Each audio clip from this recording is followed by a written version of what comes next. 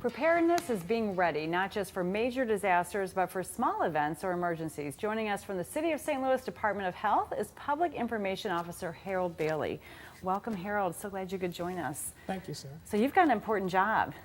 Yes, September is National Preparedness Month, and it's a time for us to pause and think about how we're prepared for emergencies, our families, our communities, and our businesses. And today we want to talk a little bit about how families can prepare for emergencies. Yeah, so we have to have a month to focus on this because we probably don't focus on it enough. Yeah, we don't think about it until it happens, but Right. this is, while nothing is going on, this is a great time to just sit down and think about being prepared, how Yeah. you can prepare. So what are some of the most common types of emergencies that happen in our homes here in St. Louis? Well, you know, we just went through a summer where we had a couple of power outages in the city, so that's something that happens quite often.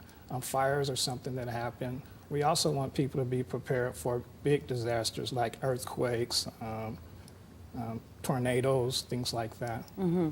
So do you feel like we should always be ready for, I mean, you know, an earthquake obviously is unpredictable. So what are some of the types of things that we can do to be prepared for those kinds of major events and also minor ones? Oh, yeah. Well, we like to tell people to use a program that's been developed by the Missouri Department of Health and Human Services called Ready in 3. And it's 3 basic steps to be prepared. One is to create a plan, and you sit down and you think about things like communications. You know, if you're at work, your husband's at another place, your kids are at school. If something happens, how do we communicate to let everybody know that everybody's okay, or that somebody is not okay? So we try to tell people to have a communication plan. And also another key component is probably a sheltering plan. If something happens and you have to leave your house, where are we going? We can talk to Uncle Jim right now and say, this is our first choice. Is that okay with you? So you don't have to think of those things when it happens. Or if you have to stay in your house, where's the best place to shelter? If you have to shelter in place, where's the best place in our house to shelter? So you create a plan. Another step is to create an emergency supply kit, and the kits kind of have things that are personal to you. We try to tell people to have a certain amount of water.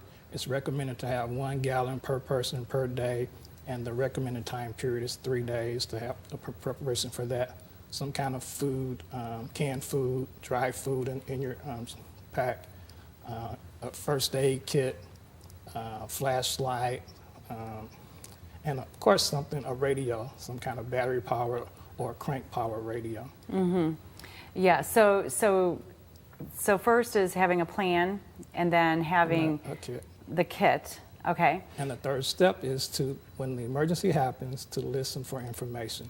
And that's why you gotta have that radio, so you can find out what's going on outside of your situation, and also to find out where help is gonna come from. Yeah, and I think in these days, everyone relies on their cell phones for everything. So what's the likelihood in a disaster cell phones won't be available? Right, cell phones probably won't be available, but I understand that texting will probably be available, but the actual use of the cell phone to talk with won't be.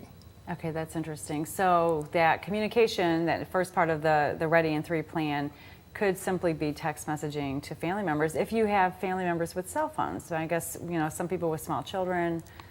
Yeah, and you have to think about if there's a problem here in St. Louis, there might not be a problem, say, in Detroit. So your main contact person that everybody wants to try to communicate with might be somebody not in this area, but somebody outside of the area. So their towers might be good. Yeah. So that you might be able to text to that area. Yeah, that's a great idea. So are these, the Ready in 3, this would apply to both small and major emergencies, or are there other tips for things such as? Yeah, well, the 3 steps will help in any type of situation. You just, what we would like to express is we want people to sit down now and to think about those things. So you're not going to have the same kind of plan for a flood that you're going to have for an earthquake, or for a power outage that you're going to have for a fire.